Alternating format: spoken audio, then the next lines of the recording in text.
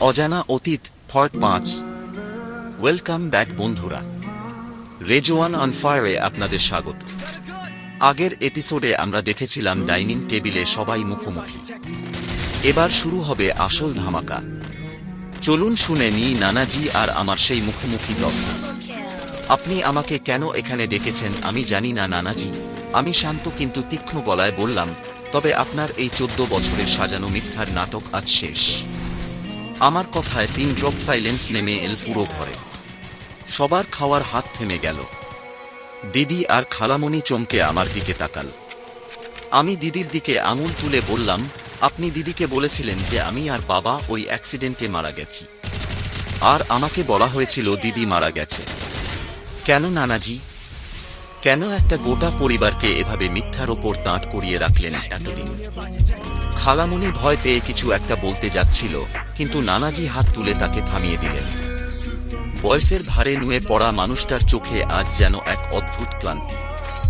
একটা গভীর দীর্ঘশ্বাস ফেলে নানাজি বললেন, তুই যখন সব জেনেই গেছিস, তখন আজ পুরো সত্যিটাই সামনে আসে। তবে তুই যতটা জানিস, সত্যিটা তার চেয়েও অনেক বেশি ভয়ঙ্কর রেজওয়ান। আমি ভ্রু কুঁচকে তাকালাম। এর চেয়ে ভয়ঙ্কর আর কি হতে পারে?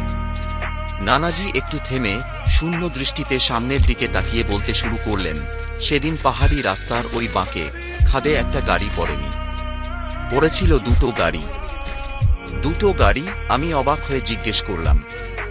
হ্যাঁ, নানাজির গলাটা ভারী হয়ে এলো। আমার এক অভিন্ন হৃদয় বন্ধু ছিল।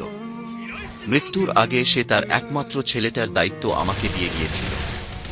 ছেলেটা তখন খুব ছোট। ওর মা অন্য জায়গায় বিয়ে করে চলে যাওয়ার পর আমি ওকে বুকে টেনে নিই। নানাজি বলে চললেন, নিজের ছেলের মতো ওকে আমি মানুষ করেছিলাম, পড়িয়ে লিখিয়ে ডাক্তার বানিয়েছিলাম। সেদিন 14 বছর আগের ওই অভিশপ্ত দিনে সে তার স্ত্রী আর তোর থেকে প্রায় 6 মাসের ছোট তার মেয়েকে নিয়ে শহর থেকে বাড়ির দিকে ফিরছিল। পুরো ডাইনিং হলো নিস্তব্ধ। আমি ঢোক গিললাম। আমার বুকের ভেতরটা কেমন যেন ছ্যাঁত করে উঠল। পাহাড়ের একটা খাড়াই বাঁকে ওদের গাড়িটা হঠাৎ আউট অফ কন্ট্রোল হয়ে যায়, আর সোজা গিয়ে ধাক্কা মারে তোর বাবার দাঁড় করানো গাড়িটাতে। তোর বাবা তখন গাড়ি থেকে নেমে তোদের জন্য জল কিনতে গিয়েছিল। চোখের পলকে ধাক্কা খাওয়া দুটো গাড়ি প্রায় 20 ফুট নিচে গভীর খাদে গিয়ে পড়ে। আমার চোখের সামনে যেন 14 বছর আগের সেই মর্মান্তিক দৃশ্যটা ভেসে উঠল। ওই জোড়া অ্যাক্সিডেন্টে তোর মা, আর ওই গাড়িতে থাকা আমার ছেলেটা আর তার স্ত্রী ঘটনাস্থলেই মারা যায়। নানাজি চোখ মুছলেন।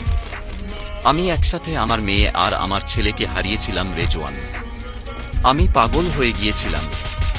তিনি আবার বলতে লাগলেন, তোর বাবা যখন তোকে নিয়ে চলে গেল, আমার মনে হয়েছিল আমার সব শেষ।